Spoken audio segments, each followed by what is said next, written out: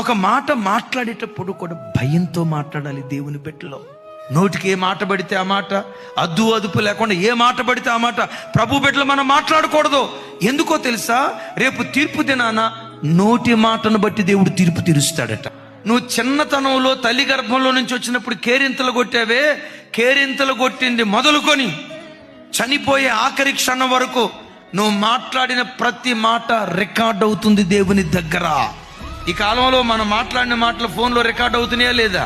నేనంట మనిషి తయారు చేసిన ఫోన్కే ఇంత టెక్నాలజీ ఉంటే మనిషికి ఆ జ్ఞానం ఇచ్చిన దేవుని దగ్గర ఇంకెంత టెక్నాలజీ ఉంటుంది? అయ్యలారా అమలారా, ఓ మాట మాట్లాడేటప్పుడు నా మాట నా దేవుడు వింటున్నాడు, నా మాట నా దేవుడు వింటున్నాడు. ఎప్పుడు ఆ భయం నీ గుండెల్లో గూడుగట్టుకో. ఎందుకు ఆ భయం గూడుగట్టుకోవాలో తెలుసా? యెహోవా యందైన భయం పవిత్రమైనది అని రాసింది.